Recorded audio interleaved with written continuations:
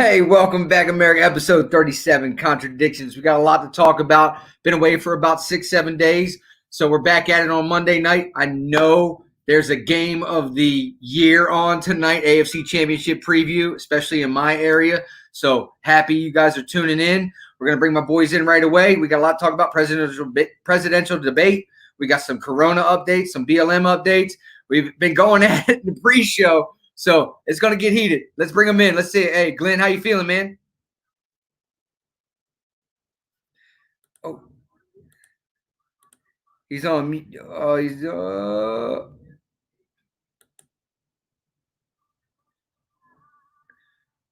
Glenn, you muted yourself. You got to take yourself off mute. Can you hear me now? Yeah, go ahead. Nice. What's going on, everybody? Welcome back. We are back live full effect. Hope everybody had a great weekend, and it kind of got a little heated during the pre conversation. If you will. We always do a pre and a post, but that's what we do, So let's go ahead and bring out Queen Z. How you doing, brother? What up? So again, we're gonna not a lot going on in the news, but the presidential debate is tomorrow. We're looking forward to that. I'm looking forward to it. We got BLM updates for you guys, and we're gonna do a little bit of Corona in sports. So let's get right at it. Let's talk a little presidential debate. So presidential debate happening tomorrow. I think it's going to be interesting. I know, like I said, Kenny and I and Fred, we were talking about what we think a few of the talking points may be, and obviously Trump's taxes came out. The New York Times with a sweeping report of Trump's taxes that he still has not officially relinquished. But hats off to the New York Times for getting the information. Right into it, Glenn. The details is that Trump over the last 10 years owes about $72.9 million. Hold on. You're framing it before you're telling everybody that this is not official documentation that we don't. It was in the report. I'm just saying the New York Times was in the report. It was in the report. But we can choose to believe it or not. All right. I'm just saying it was in their report. 72.9 million over the last 10 years, and that if that is true, then you're gonna have to pay back taxes and penalties. That's gonna be over $100 million bill, and apparently he has loans due within the next 4 years that he has to pay on. That's $300 million. So everybody's worried that he can't pay this deficit. If it's true, I don't know the New York Times report to be accurate or inaccurate. That's why we're gonna debate it here on this show live. Well, and just really quick, I do want to be as accurate as we can be, and I don't want to put something on Trump that he didn't do, right? So let's before we actually get into some of the details, I think what most people are basically taking from the New York Times report is that in the past 15 years he's paid $750 in taxes, or 10 out of the last 15 years he's paid $0 in taxes, which is true. But there's nothing wrong with that. That is totally legitimate. I know people don't want to hear it, but I'm a business owner. Kenny's a business owner. Just by owning a business, even if the business doesn't operate, it opens you up to a plethora of tax deductions that you would be an idiot to not take advantage of. So the fact that he didn't pay any taxes, that doesn't bother me. And especially when we actually get into it, because I'm actually under the impression now that he's broke, and of course, it's all speculation, technically, but I don't think the New York Times would release something that didn't have some sort of merit behind it. Whether it's 100% valid, I think the time will tell. But I think a lot of the details that came out in the report do have merit behind it. We'll obviously leave it with that, and we'll go ahead and let Kenny jump in. But I do want my main preface is that him not paying taxes essentially over the past 15 years is totally legitimate, totally legal. And if I were in that position, I would do the same as would you and anybody else. Don't hate the player, hate the game. So first of all, let me explain this to people who don't understand. That a lot of that was just incorrect in terms of nobody's even making the argument he didn't pay taxes over the last 10 years. Over the last 10 years, he's paid on an average of $1.7 million a year, according to this document, if this document is true, $1.7 million a year in taxes. So to say that somebody's paying nothing in taxes is just not going to be accurate. It's just not accurate. So that's not even accurate if this story is true. If the story is true, and any business owner knows that, to me, like, this is nothing. This is so nothing. If this, let's just say this is all true, okay? If this is all true, the goal for every business owner is to defer money and to not pay taxes as long as possible. You're not caring because you pay taxes, because taxes don't just go from your pocket to a poor person, which is what they try to make it seem like, but that's not how it works. It goes to all these bureaucrats and all this money gets knocked out. So you can do philanthropic efforts with your own money that can go directly to people. You get to write that off. So we don't know how much of this has gone that way. If it did, they can speculate just like I can speculate. So they don't know how much if you looked at just my tax returns, right? If you had a good accountant, you are not going to pay much in taxes. That's what good accountants do. Now, there's also a trick there that people say, well, he didn't pay taxes. No, paid lots of taxes. Whether we're talking about how much income tax he paid is just one portion of the taxes that business owners pay. You pay Social Security tax, you pay all these different taxes, you pay taxes for your employees, you pay all these different things, and then your employees, right, that you pay, then pay income tax on that. So all these people that you employ are now all paying taxes because you have this business. So lots and lots of businesses write off their overhead and write off not just their overhead, but as much as they can over periods of time. And then there comes times where you have to show you're a sufficient business. So that's why over time, if you look at most people's tax returns that are business, it'll be low, low, low, high, low, low, low, low, low, high, low, low, low, high. And that's how you manage your business taxes. So, okay. Go ahead. Yeah.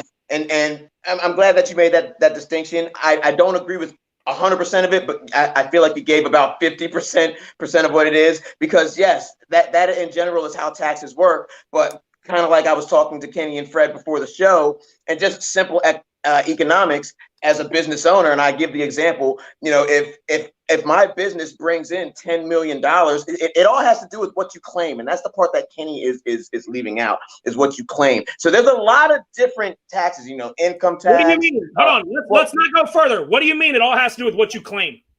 Okay, so all right, so the example is that, let's say I own a business, my business brings in $10 million, and I, on my profit and loss, yep, or not even on my profit and loss, let's just say that or we can do profit and loss. On my profit and loss, I'm keeping $2 million as profit, right? And whatever I claim, let's say I claim whatever as a loss. $2 million in profit. No smart person does that, because what they do only yes, you do. Yes, you do. No, only occasionally. Only occasionally, because you only need that when you need some sort of, you have to prove some sort of level of sustainability, which sometimes to get loans, you have to do that. So you do that, but you don't do that every year. We proudly you don't. So reinvesting that money, you can reinvest that money and you can expense out your different. That's what I'm getting at. So at the end of the day, you're really only, as a business owner, being taxed on your profit. The number one source, the number one revenue driver for our government is income tax. So if I brought in 10 million, I keep 2 as profit, or let's say I keep 5 as profit, and then I put 5 back into the business. Uncle Sam is only going to tax me on the 5 million or the 2 million or whatever I decided to keep as profit. You know why? Because I'm putting that 8 million or that 5 million back into the business, which means what? The business is going to grow, and then which means what? I have to have more employees, which means what? Uncle Sam can then tax those employees. So that's what capitalism is. That's how you grow. That's how capitalism grows.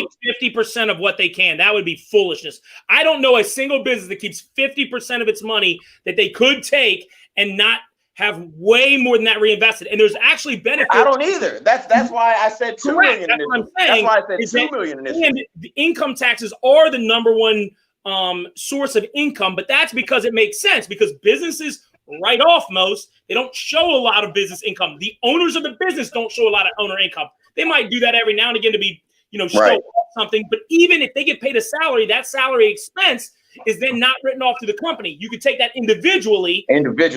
Right. But most of the time you could have a business car, you could have all these different things that you expense out on each of the things you do. When Trump goes to golf, he's writing that off, right? Because he's going to meet with a business. Of course. Not to mention the fact that he puts Ivanka on certain projects as a consultant that she's really not a consultant on, but then he pays her as a consultant. Well, no, she pays taxes on the money. She pays taxes on the money, but then he and it's a loophole. It's not right, but then he is then allowed to claim that as an expense, even though it's not really an expense. But the caveat to that is it enables him to be able to avoid the gift tax. Also, exactly, that is correct. So again, look, there's Trump's not the only person that does this. This is technically cheating. Not at all. That's he's not the only person that does this. And I don't want to say everyone does it. We all do it. Vast majority of people do it. And anybody out there that is going to be highly critical that doesn't use a tax attorney or an accountant, if you own a business, you're an idiot. Stupid. I mean, it's just that there are loopholes, and that's why people own a business. I mean, you own a business. I'm not a smart guy, and you see how much I know on the subject, right? Like, I'm not anything special, and I know more than the average American about taxes because I own a business, and that shit will bite you in the ass when you're trying to make a buck and turn a profit at the end of the year. Like, I need to know your bottom line. Taxes, but I know that when you don't claim the right amount of taxes, the IRS knows. Okay. And trust me, my accountant knows all sorts of deductions that the average guy at Liberty Tax or at H&R Block, he's not kicking out at that info. He'd probably even know that info. I mean, he's not even aware of it. So that's the difference. So don't be mad, if somebody has Robert Kiyosaki, the guy that does the books for Robert Kiyosaki as their accountant, and they don't pay shit for taxes. Don't hate the person that takes advantage of the tax code. Hate the person that writes the bitch. You know what I mean? Right. And I'm sure Trump has plenty of people underneath him that can find loopholes and all that bullshit to keep him under the radar. And maybe that's so the audit. And a lot of the tax, the reason why I say that is because, and I'm glad you brought that up too, Fred. And a lot of the reason I say that is because Trump did have a part in writing the tax code, but a lot of the tax advantages that you see were actually written during the Obama administration that he's taking advantage of. So and actually, to double up on what Glenn's saying right now, first of all, we don't even know whether it's helped or not because we don't even have taxes from post 2016. This is all based on what was said to have happened in 2000, I believe 16 and 17. Yeah, 2017 to 02, back to 02 was like the last 15 years. Correct. These are all tax laws so people are going to go, oh, well, Trump. Okay, should Trump change the taxes? Yes. And we talked about this offline. I've been a proponent of a flat tax for a very long time. Okay. And so when people are going to come out, you better understand that Republicans were for a flat tax for a long period of time. Herman Cain's biggest thing was the 888 plan or 999. 999. And I don't think it needs to be that high. I think there's different ways to do it, but there is a better way to do it than we're doing it. I am for the old Ron Paul idea of abolishing the IRS. I don't think we even need the IRS. I think it can be, if it's that simple and that straightforward, then all you need is, basically tax collectors. Now, I'm not a big fan of taxation at all. The libertarian side of me says it's theft. We can have a whole different discussion about that because there's ways that you can pull in money for streets and these types of things. But I believe that taxation is largely theft. And absolutely. And so to me, what do we pay on income tax? 36% or some bullshit like that? Say that again. What was that? What's the percentage that they take out of the checks? Yeah, it's close to 30. I mean, it depends. I think it dropped down under it dropped down under it's closer to 40. It's closer to 40. It was like 36. You said take out to what? I thought it was 36%. What the high? How much is this for federal income tax? Yeah, it's like everyone for who? Oh, well, at least for me. Well, for the average Joe, I think it's like not for me. I think my well, not for me, but I'm saying like for the average American, that's like that claims W-2 1040. I see my it's like 36%. I see my net. It's a lot different. Well, we can have an Which, believe it or not, it's actually pretty low historically. It's been as high as 70%. I agree. I'm getting paid more under this administration than I have in the past. I'm not arguing. I'm just saying it's a lot. Yeah, it's a lot for sure. Absolutely. Hey, look, I can't stand Trump. I'm right there with you, brother. To be honest, you don't realize this, but you actually picked what comes out of your check, Fred. Oh, I know. I know. You can adjust that accordingly. Yeah. People really should. A lot of people don't realize that they should, and you should. Yeah, people should. What the tax bracket is because if I like getting money back at the end of the year. You are allowing the government to borrow money for free. Your money. Yes. You're allowing the government to dictate your money. So when you claim one or two, you're allowing the government to budget your money for you. You're getting that money back at the end of the year. See, when you claim 6 or 7, you get all your money up front, and it allows you're in control of your money. Glenn, and I'm going to give a shout out right now to anybody that watches this. Go check out thesavingsecret.com. Full disclosure, that is my brother's website, but he told me it's actually pretty good. He told me this. Good. So, Fred, how much money does one deduction? How much does that save you? Do you know? Not much. Does. The government actually readjusts it every year. It's a trick question. So no one knows. We all do deductions. Don't do a deduction count.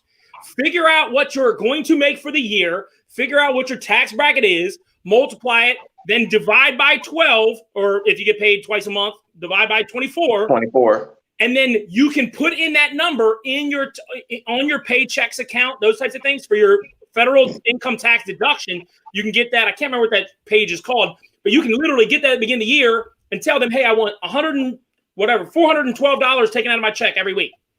So it is what it is.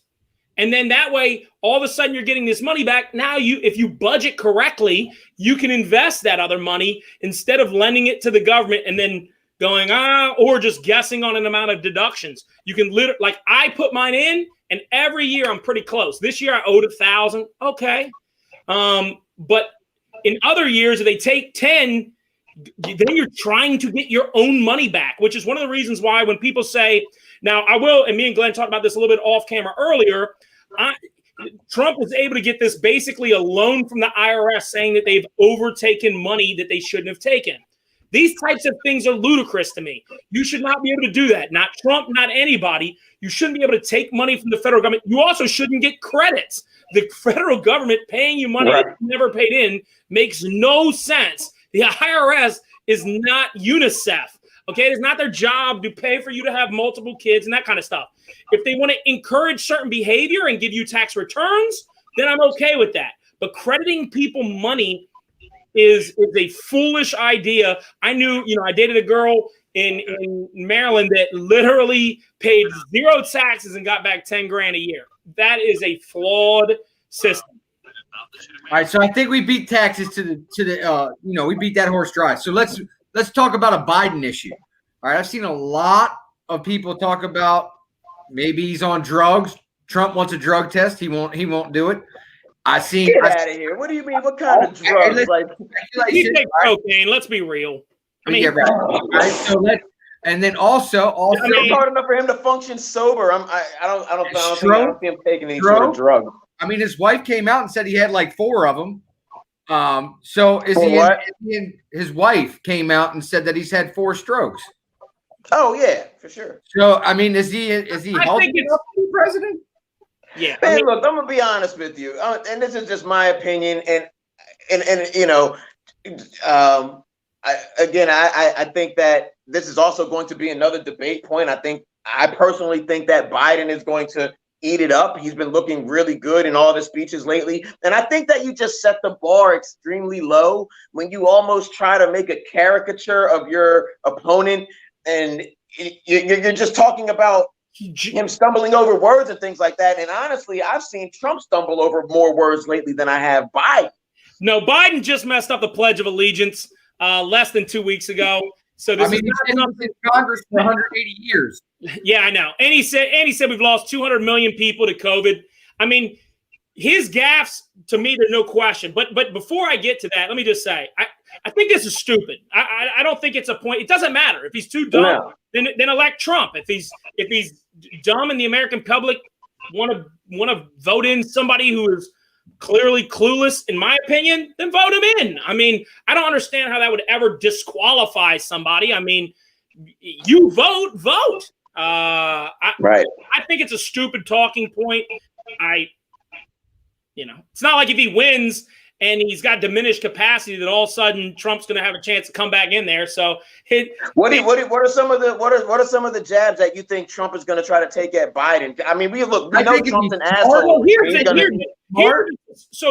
So I'll go through a couple of them. I mean, first of all, Trump versus Biden records is one of the topics. Okay, that's a bad topic for Biden. Biden's been in office for 45 plus years. He's done nothing for the black community. He's going to get eaten up on that. So I think that's a huge thing. The next topic is COVID-19. This is coming from the same guy that said that it was racist to shut down travel. Now all of a sudden he's playing revisionist history, where now all of a sudden Trump took it lighter than he did, which isn't accurate, and Trump will be able to point those points out. Next one's Supreme Court. Biden said 4 years ago that no matter what, Obama should have been able to have his candidate come up for a vote. Now all of a sudden he flip-flopped on it. The economy.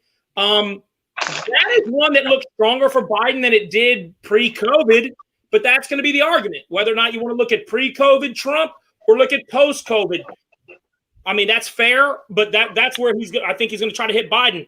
Integrity of the elections. I mean, he's going to hit Biden on the fact that Biden is toting mail-in ballots, even though, again, 6 to 8 years ago, you can find things about him talking about how mail-in, Democrats primarily, I don't know about him exactly, but talking about the lack of integrity in those types of elections when you have a bunch of high mail-in turnout. Race and violence in the cities is the last one. First of all, I don't like the way that they said that, race and violence in the cities. I think if you want to discuss race, we can, but to lump it in with violence in the cities is kind of racist if you ask me. I don't like the way they said that. But, obviously Biden for a long time didn't say anything about the violence. And then once he started getting his butt kicked in terms of that area of polling, then he started coming out of the basement and speaking out against it. And even then, he's very careful about what he says because he knows the vast majority of people that are doing that stuff are voting for Biden. So those are the areas that I think he's going to hit him in. And he'll hit the diminished capacity because Trump's hilarious, and so Trump's going to take. He's going to touch on that because he's an asshole. He's going to keep it very surface like that. If he's smart, he's not going to keep poking that area. He's just going to stay to the fact. If he was smart, he would leave it alone. To be honest, he's got to mention it. He's got to mention it. There's too much of your. First of all, there's going to be more people that watch this debate. Mark my words. We'll look at the rating afterward, but more people will watch this than watch the NBA conference finals. I will bet you. And Absolutely. The reason people are watching is because they want to see Trump do what Trump does. And people can say, nah, that's not what. Yes, it is. Because if Biden was debating, when he debated the Democrat, nobody really watched that stuff. I mean, some people did. We did. But the average Joe didn't watch it. The average Joes are watching this. They want to be entertained. Whether they hate him or not, they want Trump to take that jab so they can attack him.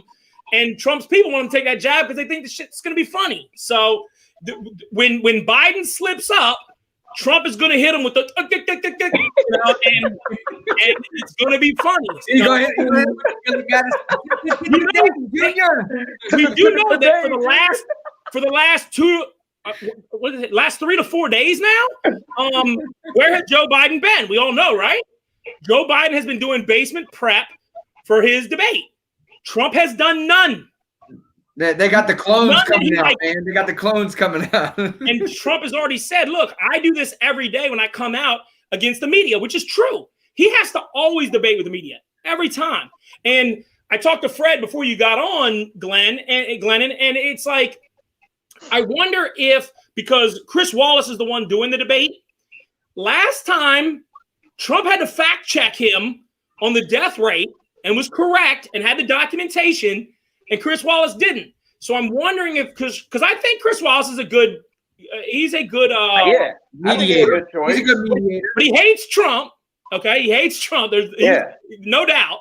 But I think he's fair though. He's not like. Well, I want to see, and again, I'm not sure how he's going to do it, but he has to. It is not his job as the moderator to fact check Trump. It will be Biden's responsibility to fact check Trump, and it is Trump's job to fact check Biden. I've been in a debate before when I was in the 9th grade. I don't want to bring this up, but my teacher sucked, and you know what she did? She liked the other person's point better than mine, and so she would always interject and try to throw things in that were against what I was saying. That's not her job as the moderator. Just like in this, that is not Chris Wallace's job. If Chris Wallace just says the thing and controls the time, let them debate the topics. It is a debate. It is not a moderated by someone who's going to all of a sudden say, well, actually, because y'all both know we've seen things on both sides fact-checked terribly, incorrectly.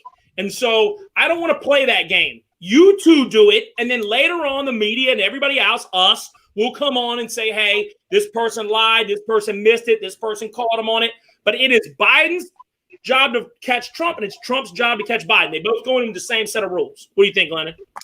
Yeah, I agree with that. I think Chris Wallace is a good choice, though. I think even though he does hate Trump, I think that he does a good job of asking his questions, because you can ask questions unfairly. Like you can say, So the night that you killed your wife was you know what I mean? Like, right. Like you can ask questions in a very unfair way. Like, right, you were in the limo when the dude got murdered. right. So so I think Chris Wallace does a good job of, even though he hates Trump, still answering the questions in a fair manner, or asking the questions rather in a fair manner. But, the debate, again, I think since the New York Times report came out, I believe that his taxes are going to be a hot topic for debate. I think that Biden is going to play on the reason as to why he didn't want to release his tax records in the first place. I think he's going to try to play on some sort of character flaw there, some sort of dishonesty there. I mean, we all know Trump has lied a gazillion times, and really Biden to lose. Like, why? And I can understand some Democrats, they want to have that discussion, but that we had that discussion. Like, we did this 4 years ago. It did not work for Democrats, so I welcome it. I hope Democrats want to talk about taxes the whole time, because Republicans. And actually, a lot of Democrats don't give a dang. That showed during the election. It is not. No, I think, and I don't think it's like the taxes specifically, but I mean, there is just an astronomical record of failed business after failed business after failed business. And I get it. Businesses fail. You can even claim that a business has failed and it hasn't really failed. And I get it. But so much of it.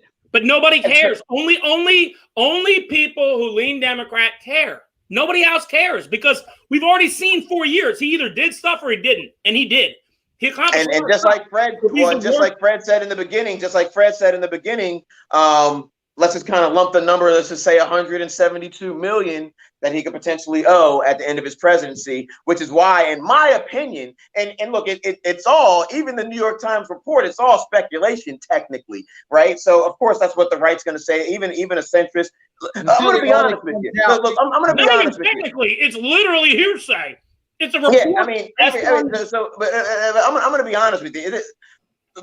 A lot of the debate, because there's been lies that have been proven. Things. I mean, Trump's lied. I mean, we've talked about several of them. Or there's he lies a lot, right? Usually.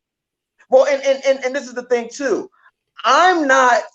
I think this election year, more so than ever, people are trying to vote someone out as opposed to vote someone in. Now, I'm not talking about your MAGA. That's how it's always happened, though. Historically, the second one in our lifetime, that's how it's always been. Yeah, me too. Not necessarily. People were at least for the first term, people were gung ho about Clinton Gore. People like he won by a landslide. People they wanted him in. They were excited about him. Obama, they were excited about him. They wanted him in. They weren't just trying to get Bush out. They wanted Obama in. Obama was not a midterm president. What? Obama wasn't a midterm president. He didn't come in after someone's midterm. No, I'm saying when he was first elected. No. They I'm talking wanted about specifically when you're going up for a re-election, it is an indictment on your first 4 years. That's of course. Yeah. So, of course. So yeah. that's Absolutely. what I'm saying. Absolutely. At this point, we're 4 years in. So, but that's normal. That's natural. I mean, of course, they're obviously going to look at the job that you did the previous 4 years. I mean, that's why I'm saying that's either you're going to vote them out or you're going to keep them in. That is always more stimulating than who says they're going to come in, because we all know they lie. Politicians lie to get in the office. So of course, but we've talked about it before too. His approval rating has dropped astronomically, and I think that's one of the more accurate ways.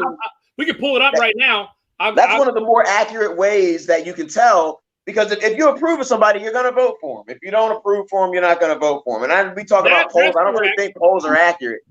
But his approval rating's been stable for almost his entire 4 years, except for like the first 3 months. It's all been almost exactly the same. It is never, they've had it. Really number. Here we go. Trump's job approval. I'll put it up on the big board. I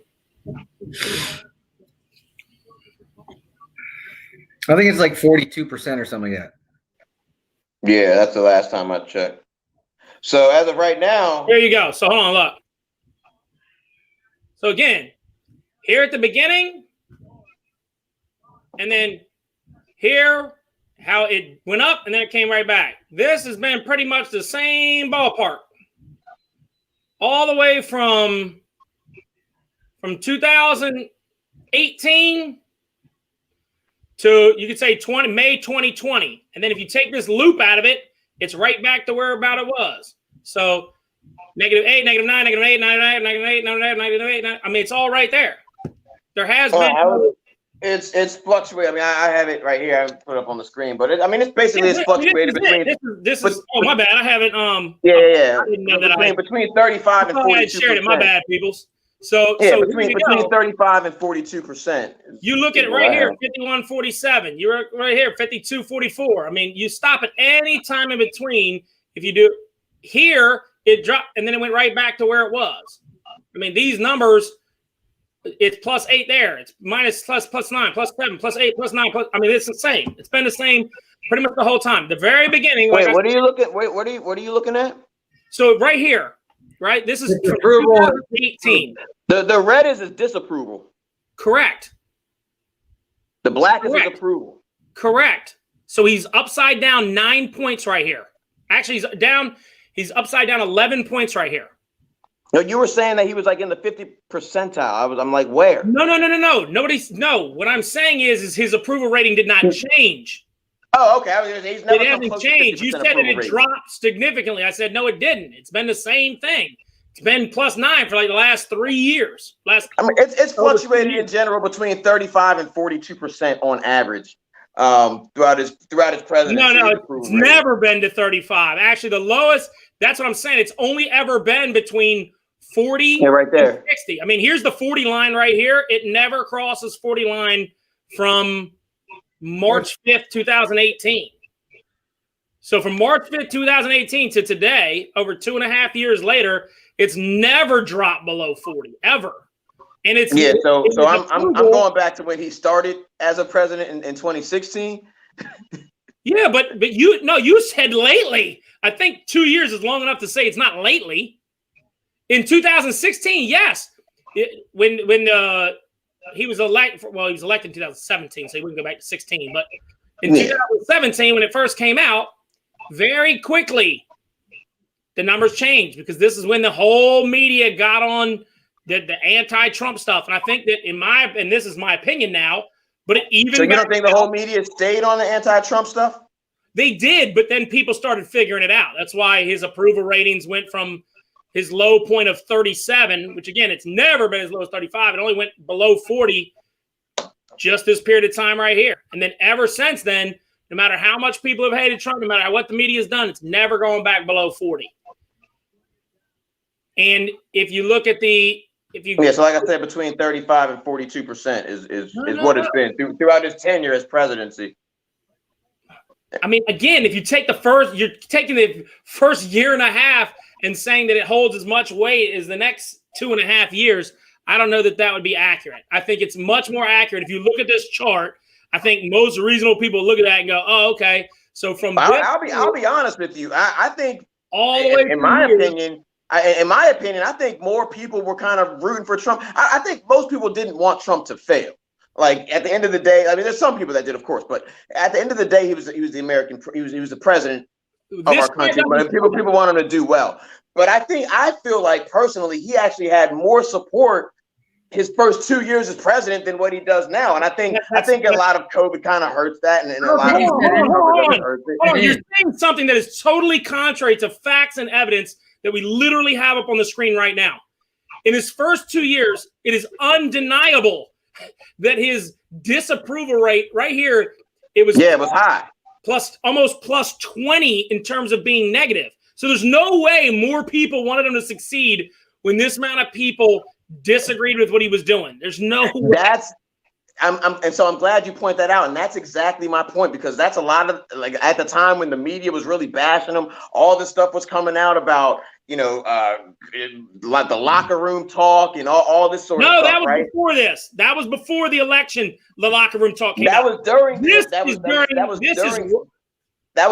the election. So he's had racial controversy his entire presidency. So that's not basically his character is always gender. That was gender, not racial.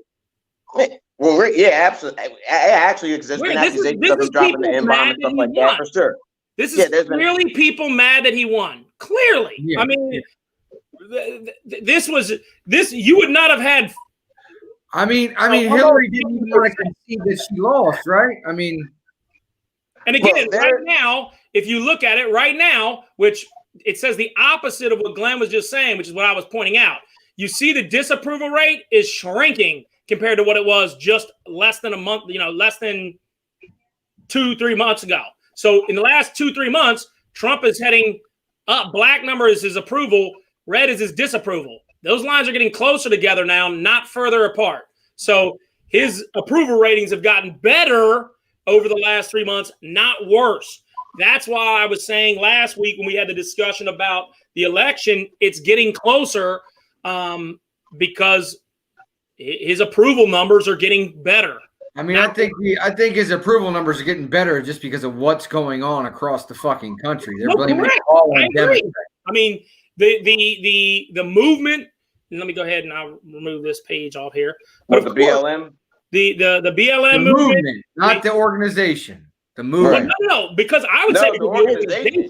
It's the organization. Sorry, not the movement as much. But the once it started coinciding, then it just didn't look good for some people who were like, hey, hold on a second, my city's burning. And Trump has continued to press the black community in terms of their votes. I was thinking about this the other day.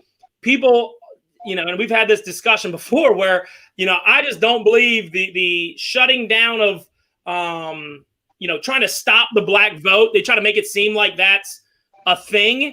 And when you have the black vote concentrated primarily in areas where he loses by 40 points, that's not going to make a difference. But he has been pressing for the black vote. I mean, Kim Klacik has been out nonstop beating the path for him. I watched 2 different things she did today. Very well spoken, very passionate about Baltimore. Makes me proud. I love Baltimore. And so I've seen some. There's another one in the 4th district in Virginia too, man. There's I forget dude's name, but he's coming out supporting Trump as well, and apparently they're doing really well. Well, so really, what I was really talking about was that's just it. Like, a lot of this doesn't make sense to me, and I think it kind of goes to my point of where. So Kenny has a chart up of disapproval and approval ratings, and we all agree that, in our opinions, we think approval ratings are probably the most accurate way. Like, we don't really like looking at polls to determine where a person is at or where a candidate is at in their presidential race, right? But I think and a lot of people feel this way too. If you're a Trump supporter, if you're a MAGA, and I was actually listening to a podcast earlier And I happen to agree with, if you're a Trump supporter, if you're a MAGA hat person, Trump could murder somebody on Fifth Avenue in the middle of New York, forget on camera right in front of you, and you would say, oh, he's going to get my vote. Same for Biden. What did that for Hillary. Same. What's that? It's the same the opposite way too, though. Exactly. Look, Biden's got voters that are burning cities down literally. We don't have to speculate. So again, if you're a lot of people right now in America are in a position to where, all right, so look, they don't like Trump, right? They don't like Trump. They plan on voting for Biden, not necessarily because they like him, but because they hate Trump so much, right? So there's situations where supporting Biden, all you hear is hate for Trump. Well, okay, and that's fair too, and this is the thing, but it's not a dichotomy. So even if you take a situation like anything, like a Jake Blake, for example, and you say, okay, it's like you get ridiculed for saying, all right, so he had no business being there. There was a protective order against him. He shouldn't have been there. He wrestled with the cops. The cops actually wrestled with him. Mm-hmm. Should he have been shot 7 times? No, but maybe should he have been shot? Yes. So but it's like if you say that, so we have an issue in America where it's like, especially when it comes to the presidency, where if you feel like Trump is a racist, okay, that's cool. You can feel like Trump is a racist, but that doesn't necessarily mean you're just going to automatically vote Democrat either, or you're just going to automatically vote Biden either, or that you think Biden is not necessarily a racist, because he got some damn racist tendencies too.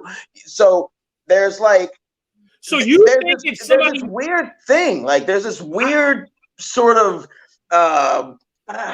Really think that there's people out there who believe that Trump is racist and would vote for him? Do I believe that there's Democrat side? I don't. I really don't. I don't think so either. So I don't know. I don't think people that are going to vote. What I'm really talking about, who's really going to affect is the person in the middle, or that swing voter, or the person that's kind of like, that made that, because I'll be honest with you, I'm part of a group, Republicans against Trump. There's a lot of people that voted Trump 2016 that are not voting for him 2020. And I've never met a single one. I have not met one. I've always asked people, hey, please find me one so we can bring them on, because I've never met one. There's plenty. I don't believe it. I'd have to see it to believe it. Like there's a whole group. Like you can even go on YouTube. No.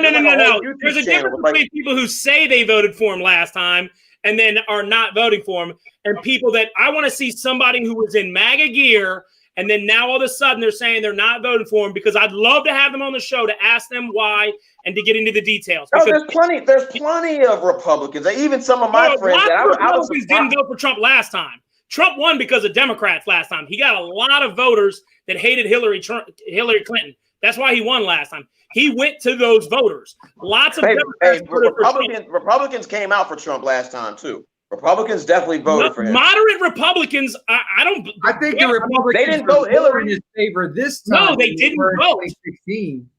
What'd you say?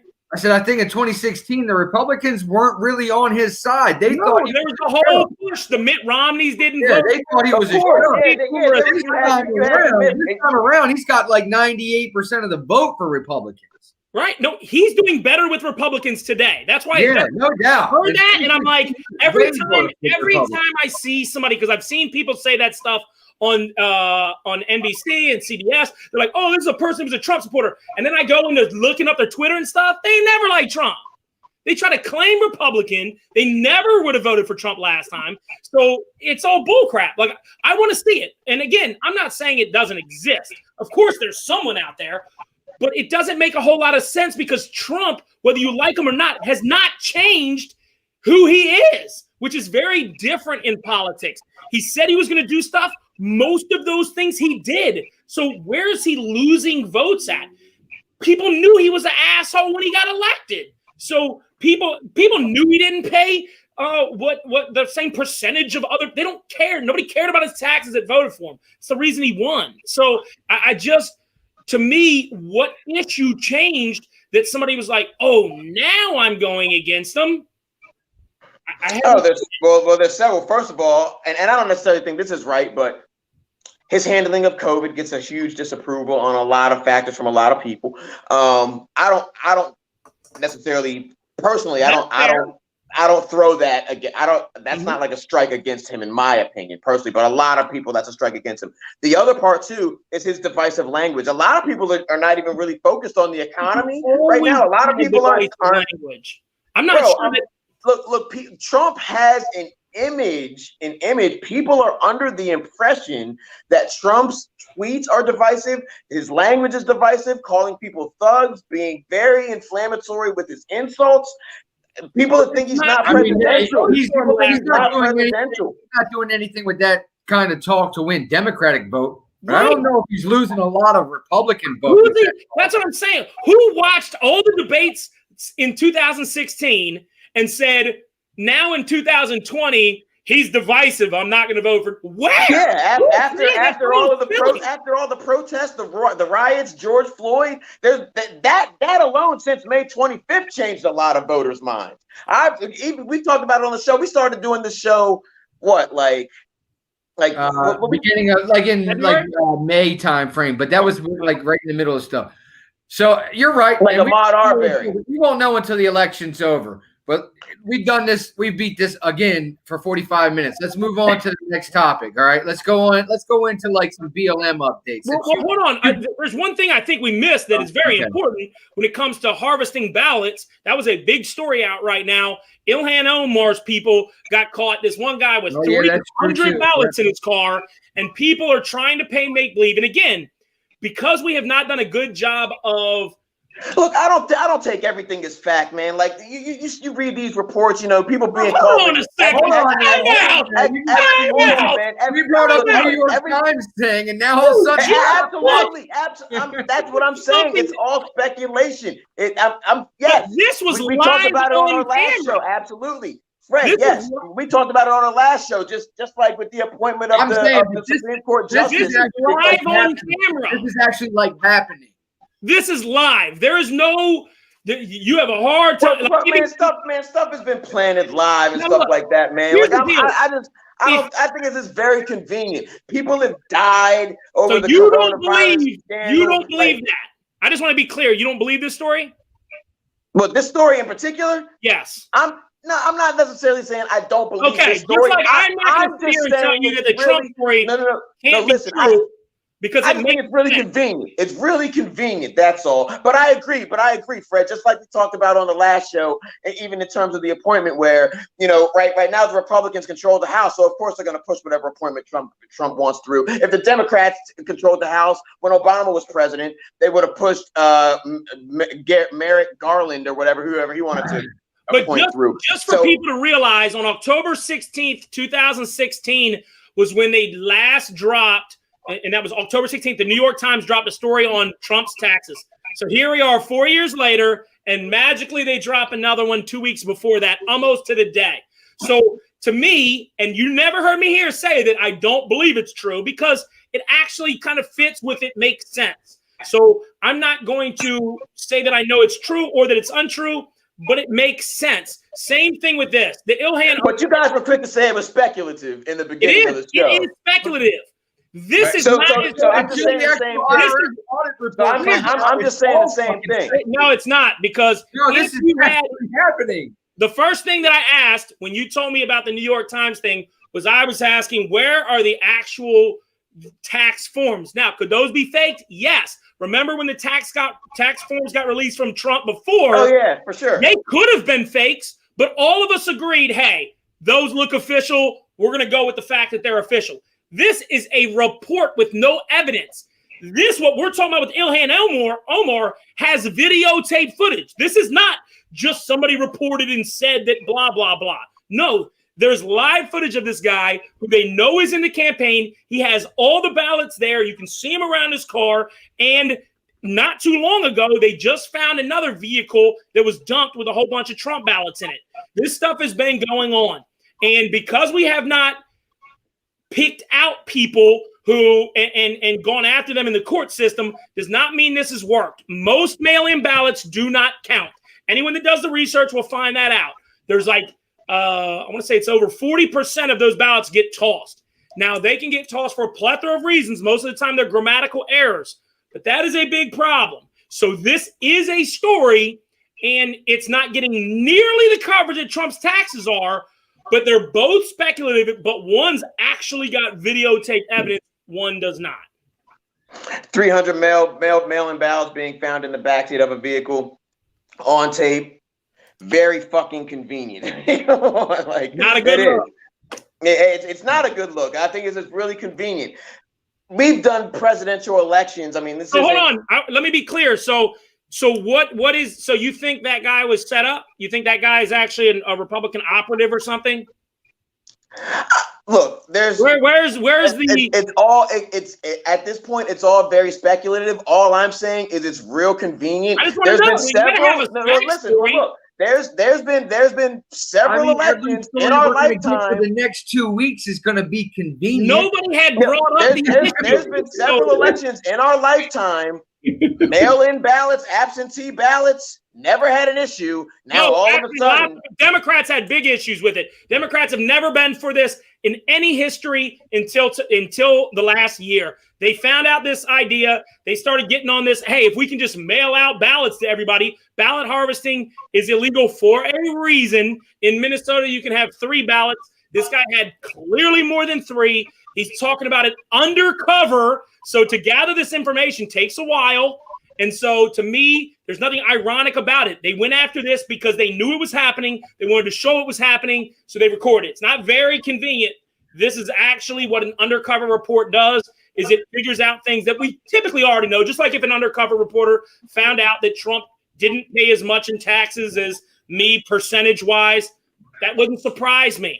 So yes, dropping it now is convenient, but you never heard me say, no, this is bullcrap. This is bullcrap. You can't say, no. You don't think COVID-19 hit? You don't think COVID-19 hit when the economy was booming was convenient? I mean, you just said it. Of course. All this speculative. Right. For 44 other elections, there's been 44 elections in the history of this country, and it never had an issue. No, they've always people have been against it. I mean, people have been against it, but there's never been an issue. Why the big push now? Because there's never been a push to try to get people to mail in vote at a high level before. Right. It's never happened before. So no one's that's a Democrat argument. And it's well, why have you never talked about mass ballots being an issue? Because it's never been an issue before. So why would the discussion happen? Because people went to the court, went to the places to, whether it's a school or a court or wherever they're going, to cast their ballots. Well, so we've talked about it. We've talked about it in previous episodes on the show. I think most people are going to the poll. I didn't get this big push. I don't know. But look, I've been. People know how. Apparently, the guy in Elhan Omar's district did. In Maryland, they're giving you the option. They sent out ballots like 2 weeks ago saying, "Hey, do you want to vote in person, or do you want to email us that you want to mail in or vote by email?" A lot of people in my neighborhood are doing the email and mail-in votes. So I mean, email makes sense. I can understand email. I don't know. Which should be automatic, like in terms of counting. And again, email should be automatic. So everybody is clear who maybe doesn't understand how this actually works and what the issue is with it. The issue that people are bringing up is not that people are mailing in a ballot. The issue is the mass mail out of ballots. So this is like if I all of a sudden get a ballot in the mail that I never requested, okay? And that becomes a problem because then people go around. This is called ballot harvesting. And they knock on your door and they say, hey, did you vote? And they go, no, I'm just, well, can I get your voting thing? And then what the Ilhan Omar, and this is speculative, it is. Okay, I think we know it's pretty much true. Just the same thing. And I'll throw it out there. It probably is true. We just never know. I just think it's very convenient. So they spend this money. They were giving out money to get these ballots. Then they go and they fill them out. So there's a big difference between that and an absentee ballot where I request a ballot, get the ballot, and then I fill it out. I request the mail-in ballot. I have no problem with that. I have a problem with ballot harvesting that comes from mass mail-outs. No, because a lot of times really you go to houses that, that person does not live at anymore, and so you have somebody else's ballot in your hand. You can fill it out and send it in. I'm glad you brought that up. Guys, this this happens all the time in terms of a specific candidate, The mail-out voting in mass is a lot larger this year than any other year, though. Guys, when we're voting on governors, mayors, elected officials, and things like that, it happens all the time. You don't request ballots. You get things in the mail all the time. You little postcards and ballots. I just got one I've never been mailed a ballot. Never. Me neither. Yeah. Voting. Never. It was like a postcard. I've got my voter registration card mailed to me. I've got my voter registration card. I'm not talking about a registration card. I've got a postcard. That's not. That's what I'm saying. Because I'm a registered Republican. Our point, Glenn. This has never happened before, and now this is happening. Now you're getting that, and that's what I'm saying. That has never happened before. I've never gotten one of those. I've never heard of anybody. Yeah, I got one. It was weird. It was like because you've registered to become because you're a registered Republican. It was almost like they tried to make it seem like a survey, but it was really a ballot. I didn't fill it out. Example ballots to where they show you what the ballot's going to look like. I've gotten my voter registration card. I've never gotten They shouldn't even send out sample ballots. I've never even gotten a voter. As long as none of the names are accurate, I'm totally okay with the sample ballot. Okay, well, if none of the names are accurate, then yeah. But if the names are accurate on it, it's like what the hell? How the voting. And here's a good point too by Zach. If we have 6 people over the age of 18 living in our house, I can fill out all 6 ballots and send them back in. Yep. That's another which is bullshit. What happens if you have an 18-year-old doesn't give a fuck? He's smoking and joking, playing Call of Duty. I'm gonna fill out his voter registration. Well, I think I told you guys before, when my dad passed away, I was up at his house, and about 6 months later, I got mailed a ballot, not a ballot, but where you go, what you're talking about, Fred, where this is your voting location. You can go down here and vote. No ID needed. I could have literally walked down there, voted, and I voted there myself. So I voted my vote. And when I voted, all they asked for was my address. No ID, no nothing. So I could have just said I'm Kenny Brown, 175 Sequoia Lane, Martinsburg, West Virginia. Boop. There's another one good thing about the voting place I've gone to, they've always asked for ID. So I don't know if it happens across the country. In Maryland they do, but in West Virginia, now that's a Republican state. I was going to say, it depends on what state you're in. And that's very white up there. And they didn't do it. I didn't like that at all. But I know we're close to wrapping up. So what do we have anything? BLM, I haven't heard a lot about. I do think other than the little outbursts in Louisville after the Breonna Taylor case, I haven't heard much either. Well, apparently, the reports that I saw were saying that, there were some militia groups, and, they always try to make it a racial thing. They try to politicize racism nowadays. But, a white militia group or several different white militia groups that were trying to intimidate protesters that were protesting against the decision about the Breonna Taylor case. And I know a couple people were like, well, where's INFAC? Where's INFAC? And I know INFAC did release a statement saying that they were going to be in Louisville on the 3rd of October. So they weren't anywhere around. And there hasn't really been much in terms of the development. And that wasn't even like a BLM protest. That was just like a local protest organized by the people. Some people that weren't local came to join the protest, but it was just a protest to protest the decision that was made in the case of Breonna Taylor. But even again, without going down the rabbit hole of Breonna Taylor, I kind of hate to say I told you so, but I didn't think any of these police officers were going to be held accountable, especially after they awarded the Taylor family $12 million. Well, one did, and the one that should have did, which got a response that people are like, well, he shot. Now, to be clear, because he shot a wall instead of. He shot a wall and went through the wall and into the neighbor's house, which, hey, this is a good, people don't want to discuss. This is a good thing that the accountability, it's good. A police officer should not be shooting in a window, sight unseen, and putting rounds into a neighbor's house. That is the type of shit that I have a problem with. I'm very, very happy that didn't kill anybody, and I'm very happy he's being held accountable. And I hope that he does get held accountable. Now, people chalk it up to, oh, well, he's not the one that shot or killed Breonna Taylor. will correct. And we've had this discussion before, and my feeling is that Breonna Taylor killed Breonna Taylor. And I will tell you guys this, because you know who this person is. I'm not going to put him on blast. But the person who we all three know that was in a very similar situation to Breonna Taylor, she agrees with me. She said that when she was doing that stuff in that situation, I said, well, what would you do if this happened to you? She said, I actually thought about that. And the sad part is I put myself in that situation. And again, you know, not to rehash that whole thing, but at the end of the day, it is an unfortunate event. No, she didn't deserve to die. We've all beat that to death. But you're going to hold these cops responsible for shooting back when he shot. Now, whenever attorneys get involved, the lies start flowing.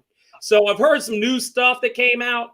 We'll see how that goes down the road. That's between Kenneth Walker's lawsuit.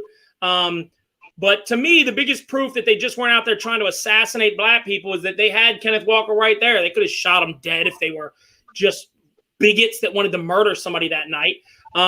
Like we've talked about before, I have some issues with the warranting process. Hopefully we can get through that stuff. Again, kind of hard to have a stand your ground law and a no knock warrant law. Yeah. Well, I mean, that sometimes it can be where both play a part. I mean, at the end of the day, they did knock. So it's funny. The argument for the no knock really doesn't mean anything.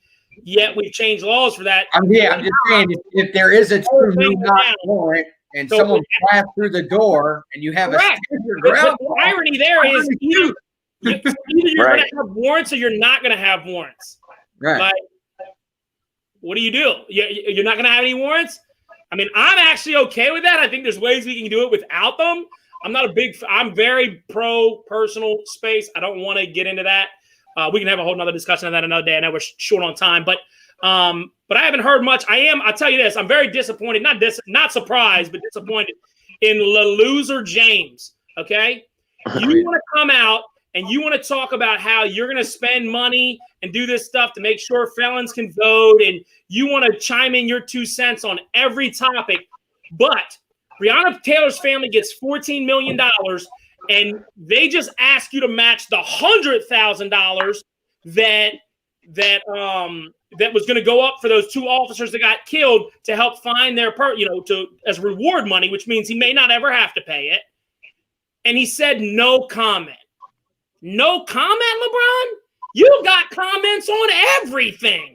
But somehow, when you shoot 2 cops, he could have came out and said, look, I feel sorry for these cops' families, but it is not my place to be adding reward money. I don't want to get in the middle of that. But to literally say no comment when you have comment on everything on the left side of the argument, and especially when it comes to violence, and people are being more violent because they feel emboldened by these people. Now, I don't think he's not directly responsible or anything like that. They feel emboldened by what people? By Black Lives Matter people? No, by celebrities coming out. Celebrities come out and say that my daughter, which is what that idiot said, my daughter can't even go to sleep. How am I supposed to explain to her that a black woman can't go to sleep in her bed at night? Dude, that's not what happened.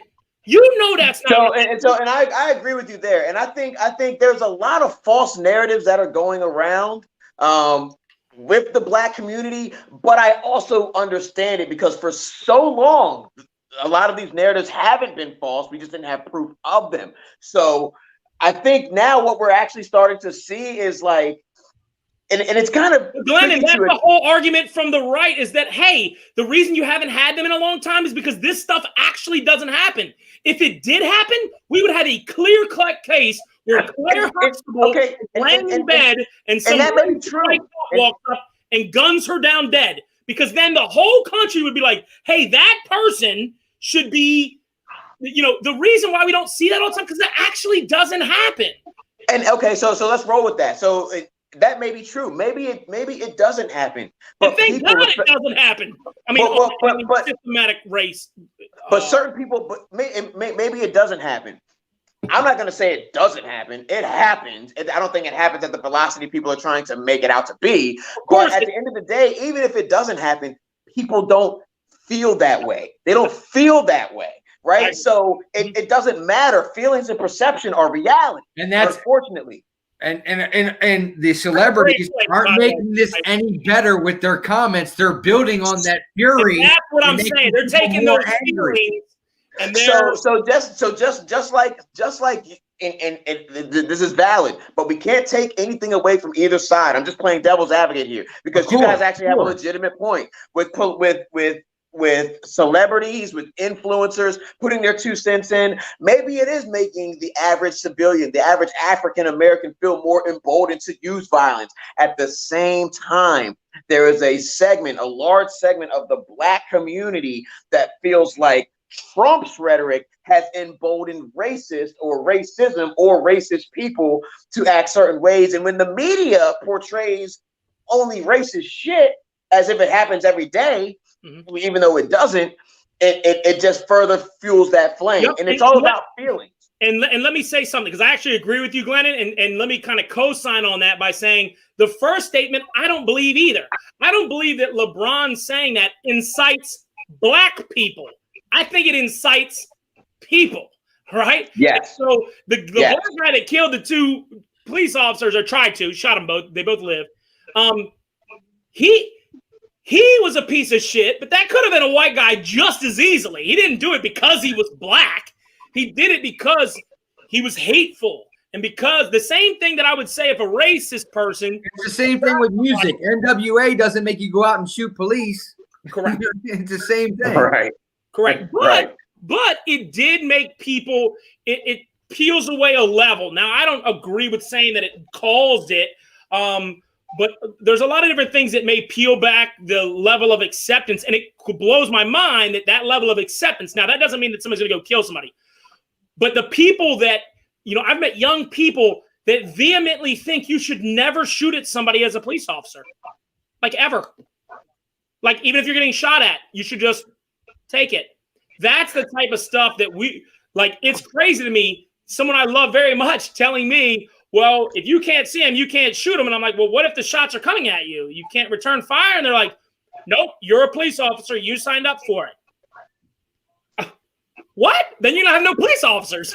Like, I wouldn't want to do that. But again, I know we're running late, and I know people got things to do. Any updates? I mean, we've been out for 7 days, so we got a few more minutes. Any updates on Rona real quick before we ended up with our 5-minute warning and stuff?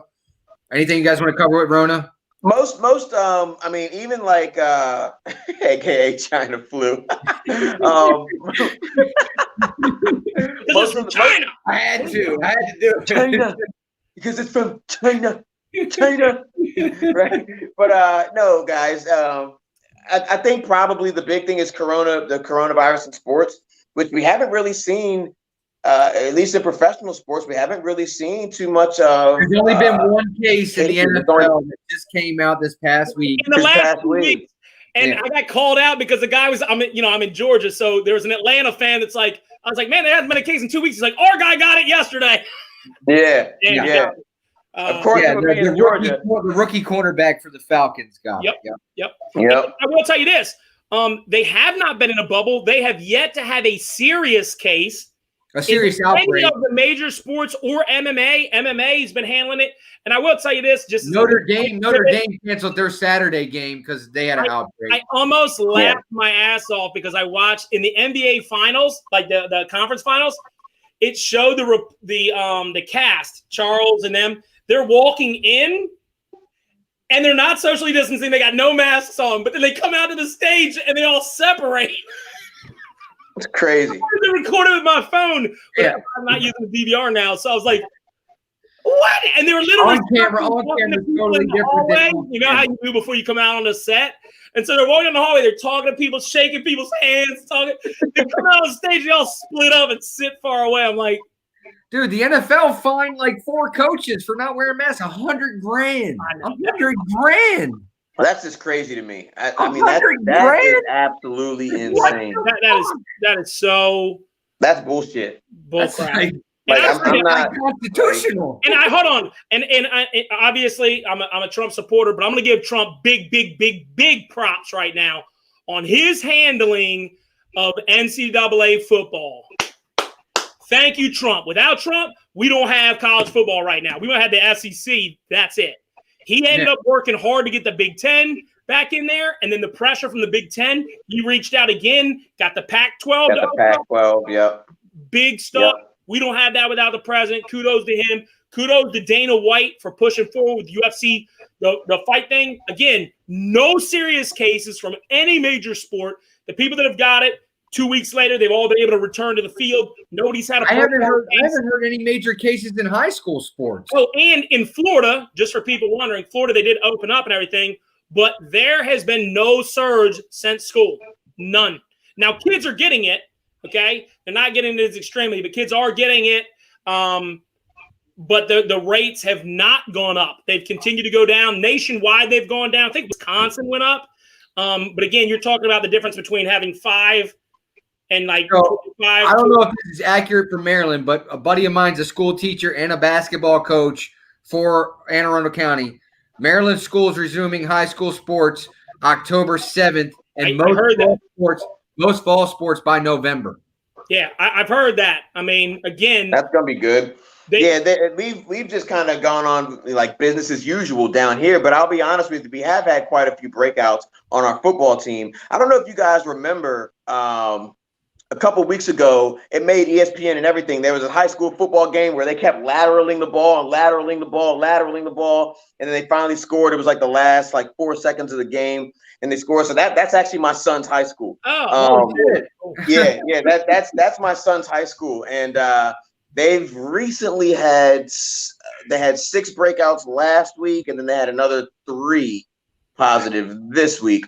All from my son's school also, and he's a very small private school. He also, the one of the players on his team got it. But what I like what they did, and they didn't do what I thought they were going to do, but they actually just kept the kid out. That's it.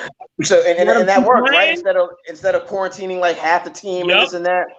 Yeah, I agree with that. And again, these kids. The death rate is extremely, extremely low. And, I saw CNN did a report where they actually interviewed somebody whose child had died. I think that's a disrespectful piece of crap thing to do. You don't go around getting somebody's kid who drowned in a pool trying to speak out about why we shouldn't have pools. That's just a dickheaded thing to do. I think that's extremely wrong. Yeah, I don't agree with that either. I mean, most kids aren't dying. I mean, the mortality rate is it's like negligible. I mean, it's really almost nothing. I want to say there's 4 zeros before you get to a number. I'm pretty sure. Last time I looked, percentage-wise, yeah, exactly. It was like 0.00, and this is not the rate. Isn't that? And then you move the decimal point for the percentage. This is the percentage rate. The percentage rate. 0.00017 or something like that. The last time I checked. Kids aren't dying from this shit, guys. Nah. All right, well, let's close up shop, man. Let's do some closing arguments, closing statements. Who wants to go first? Go ahead, Glennon. All right, cool. All right, guys, so thanks for being with us. I know it's been a little bit, we're kind of starting to get our schedule back on track with sports and everything back in full swing, e-learning, virtual learning, as well as, because some of my kids are e-learning and some are going to school. Hey, so be ready. So we got the whole thing. But yeah, thanks again for being with us tonight, guys. I just wanted to say real quick that we're living in a time right now where whether you plan on voting for Biden because you truly believe in Biden, or you just plan on voting for Biden because you hate Trump, or you plan on voting for Trump because you actually think he did a good job with his first term as president, I don't get my information from Anderson Cooper and Don Lemon, just like I don't get my information from Sean Hannity and Tucker Carlson. I listen to Trump. I mean, I listen to the entire conglomerate of all of it. I listen to Trump, and when I hear the buffoonery that comes out of his mouth on a daily basis, just me personally, I just can't see myself personally voting for that. I have talked to some people I know. We discussed it a little bit on the show where they said that they're not voting for Trump, even though they voted for Trump in 2016. A couple of them are my friends.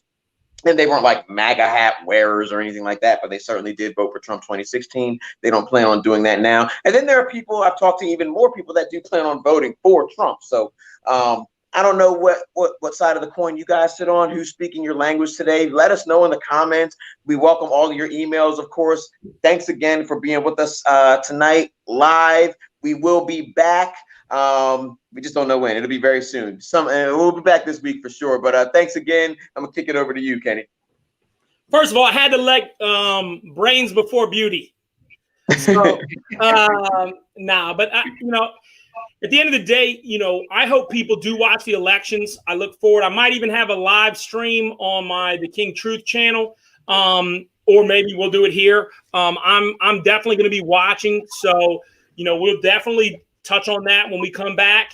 I really encourage people to watch it. And I encourage people to really make sure that they're making a decision that's best for America. Now, at the end of the day, you're going to do what's best for your family. That's important. What matters for you, that's also important. At the end of the day, you have a decision to make and you get to vote. Now, I'm not pro everybody, making sure you vote. If you don't find a candidate you don't like and don't want to vote, don't vote. If you want to vote, vote.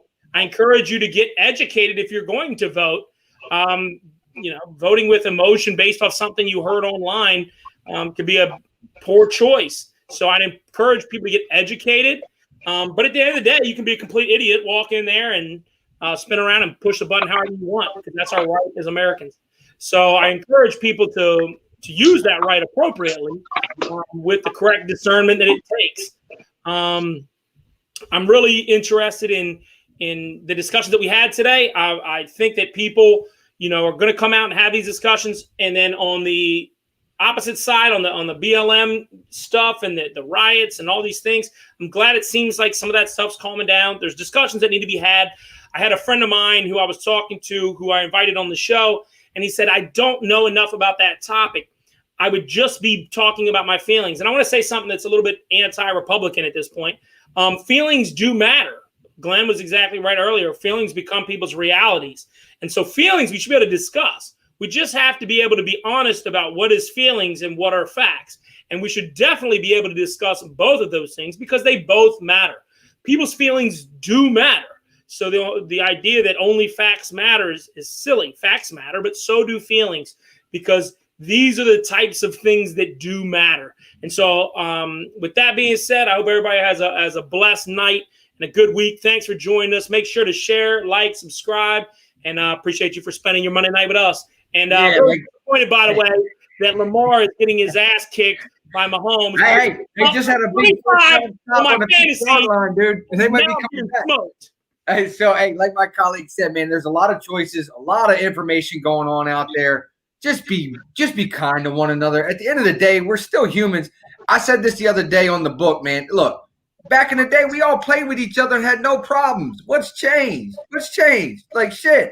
We all were friends back in the day. Now all of a sudden, because I'm a Republican, you're a Democrat, we can't be friends at the end of the day. That's horseshit. All right. Don't let the media separate us, man. All right, be bigger than that. Be adults, all right? Your kids are watching you, all right? Set the example. Set the bar a little higher, all right? Let's all be friends and cordial to one another. At the end of the day, we're all human, all right? Every life matters. I agree. Black lives are in the spotlight right now and deserve it so. All right, don't make a big deal out of it. Let's support our brethren, all right?